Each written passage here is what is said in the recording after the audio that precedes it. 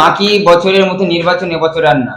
আমরা দেখেছি মুর্শিদাবাদের নির্বাচনে যেখানে কেন্দ্র বাহিনীর একটা বিশেষ ভূমিকা, ইলেকশন কমিশনের একটা বিশেষ ভূমিকা, তার মধ্যেই কিন্তু একেবারে হাড্ডাহাড্ডি লড়াইয়ের ময়দানে নেমে পড়েছেন কিন্তু সমস্ত রাজনৈতিক দলের প্রার্থীরা।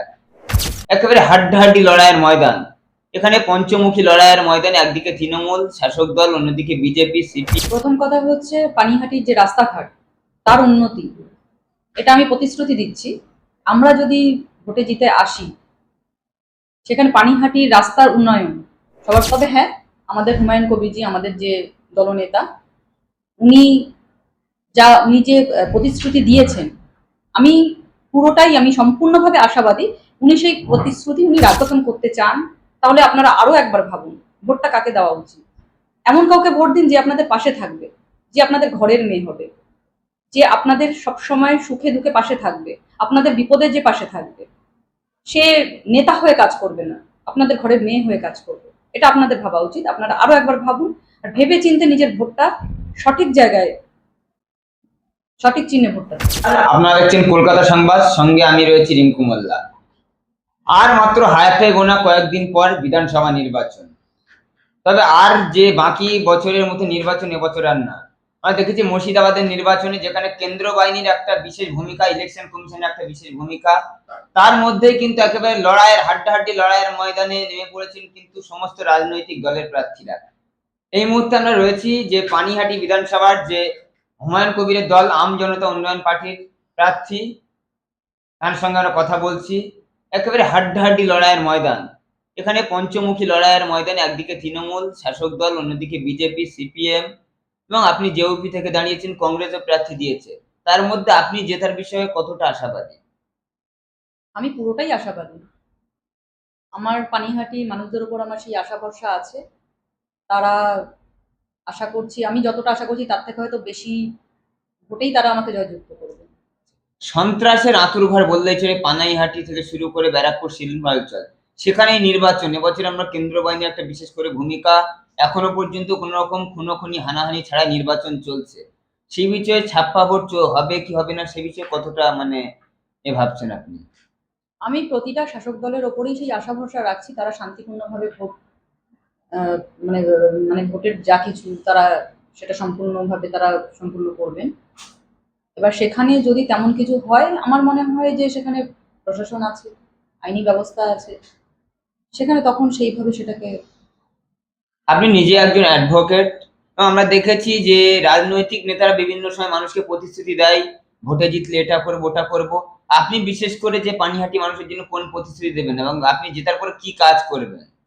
প্রথম কথা হচ্ছে পানিহাটির যে রাস্তাঘাট তার উন্নতি, এটা আমি প্রতিশ্রুতি দিচ্ছি। আমরা যদি ভোটে জিতে আসি, সেখানে পানিহাটির রাস্তার উন্নয়ন সবার প্রথম। রাস্তাঘাটের উন্নয়ন, যে আবর্জনা, তা সেটা সংস্করণ করা। আর যদি আপনারা দেখে থাকেন, কি আপনারা দেখেন প্রতিনিয়ত বর্ষাকালে, বর্ষাকালে যখন পানিহাটি এলাকায় যখন জল সেখানে জমে, সেখানে সেখানে নৌকো করে যাওয়ার মতো অবস্থা চলে আসে। সেই জল নিষ্কাশনের ব্যবস্থা, তার উন্নয়ন করা, রাস্তাঘাটের উন্নয়ন করা, পরিশুদ্ধ জল মানুষের বাড়ি বাড়ি যাতে পৌঁছায় তার উন্নয়ন করা। আমাদের নারী সুরক্ষা নিয়ে একটা যেহেতু সেখানে প্রশ্ন থেকে যাচ্ছে, আমি একজন আইনজীবী হিসেবে সেখানে আমি প্রতিশ্রুতি দিচ্ছি, নারীদের পাশে আমি সবসময় আছি। আপনাদের যখন আমাকে দরকার হবে আমি আপনাদের পাশে থাকবো। তো শাসক দল আছে যেখানে, এবং শাসক দলকে বাদ দিয়ে মানুষ কেন আপনাকে ভোট দেবে? আপনার তো নতুন দল, আপনাদেরকে কেন মানুষ ক্ষমতায় নিয়ে আসবে? কারণ এখানে যে দলগুলো এত বছর ধরে তারা যে কাজ করে আছে, তারপরেও সেই জায়গাগুলো সেখানে আঙুল উঠছে। রাস্তা নিয়ে শাসক হোক, দলের পরিবেশ। দুর্নীতিটা কি খুব বেশি হয়ে যাচ্ছে? দেখুন, দুর্নীতি তো পুরো পৃথিবীতে ছেয়ে আছে, কিন্তু সেই দুর্নীতি মুক্ত করার জন্য আমরা কতটা আগ্রহী, কতটা আমরা এগিয়ে আসছি, এটা হলো বড় কথা। এবার যারা শাসক দল রয়েছেন, আদার্স, তারা কতটা করছেন, কতটা এগিয়ে আসছেন, তাতে প্রশ্ন রয়ে যাচ্ছে। এবং আমাকে যেহেতু সুযোগ দেওয়া হয়েছে, আমি যেহেতু সুযোগ পেয়েছি পানিহাটি থেকে এরকম একটা ভালো মানুষের সেবায় নিজেকে নিমজ্জিত করার জন্য, আমি যে সুযোগটা পেয়েছি, আমি যদি এখানে জিতে আসি, তাহলে সেই যে আঙুল তোলা যে প্রশ্নগুলো আছে সেগুলোকে সবার আগে আমি সেগুলোকে সলভ করার চেষ্টা করব, মানুষের পাশে থাকার চেষ্টা করব, সাধারণ মানুষের হয়ে আমি বলার চেষ্টা করব। আপনাদের দলের সিম্বল যেহেতু বাঁশি, আমরা দেখেছিলাম ২১-এর নির্বাচনে যেখানে তৃণমূল সুপ্রিমো মমতা বন্দ্যোপাধ্যায়ের পা ভেঙে গিয়েছিল এবং তাদের একটা স্লোগান ছিল যে খেলা হবে। এবছরে কি ২৬-এর নির্বাচনে কি খেলা ঘুরিয়ে দিচ্ছে হুমায়ুন কবিরের দল বাঁশি দিয়েই? দেখুন, আমি ব্যক্তিগতভাবে কারো সম্বন্ধে আমি কোনো মন্তব্য আমি করব না। তবে হ্যাঁ, আমাদের হুমায়ুন কবিরজি, আমাদের যে দলনেতা, উনি উনি যে প্রতিশ্রুতি দিয়েছেন, আমি আমি সম্পূর্ণভাবে আশাবাদী উনি সেই প্রতিশ্রুতি উনি রাখবেন। সাধারণ মানুষের জন্য যা যা করণীয়, উনি যা যা বলেছেন, সেই প্রতিশ্রুতিগুলো উনি রাখবেন এবং আমি যেখান থেকে দাঁড়িয়েছি, সেইখানে দাঁড়িয়ে সেই প্রতিশ্রুতি রক্ষা করব আমি। সেই দায়িত্ব আমার। আর হাতে গোনা মাত্র কয়েকদিন পরেই ভোট। তো এই আপনার এলাকার মানুষদের ভোটারদের উদ্দেশ্যে কি বার্তা দেবেন? ভোটারদের উদ্দেশ্যে আমি এটাই বার্তা দেব যে আপনারা এত বছর ভেবেছেন, এত বছর দেখেছেন, আরো একবার ভাবুন। পরিবর্তন কি সত্যি দরকার? নাকি মানুষের হাতে পরিবর্তনের পুরো স্ট্রাকচারটাই তুলে দেওয়াটা দরকার? নাকি নিজেরা পরিবর্তন করা দরকার? আপনারা যদি পরিবর্তন করতে চান, তাহলে আপনারা আরো একবার ভাবুন ভোটটা কাকে দেওয়া উচিত। এমন কাউকে ভোট দিন যে আপনাদের পাশে থাকবে, যে আপনাদের ঘরের মেয়ে হবে, যে আপনাদের সবসময় সুখে দুঃখে পাশে থাকবে, আপনাদের বিপদে যে পাশে থাকবে। সে নেতা হয়ে কাজ করবে না, আপনাদের ঘরের মেয়ে হয়ে কাজ করবে। এটা আপনাদের ভাবা উচিত। আপনারা আরো একবার ভাবুন, আর ভেবে চিন্তে নিজের ভোটটা সঠিক জায়গায়, সঠিক চিহ্নে ভোটটা দিন।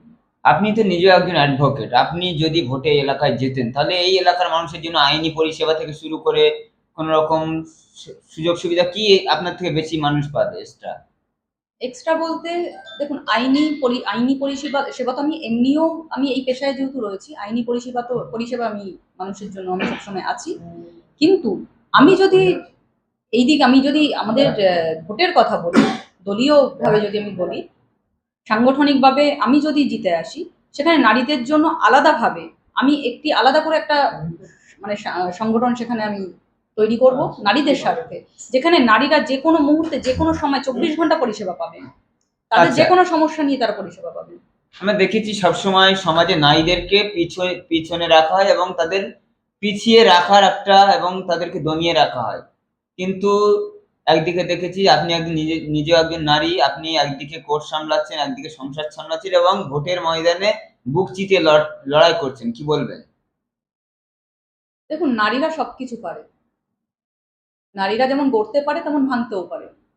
নারীরা যদি প্রতিশ্রুতি রক্ষা করতে পারে, তেমনি দুর্নীতিগ্রস্ত মানুষদেরকে তারা ভেঙে চুরমারও করতে পারে। তো নারীদের হাতে সবকিছু, নারীদের আচ্ছা, হাতে ক্ষমতা আছে। কারণ নারী হলো সবার আগে মা।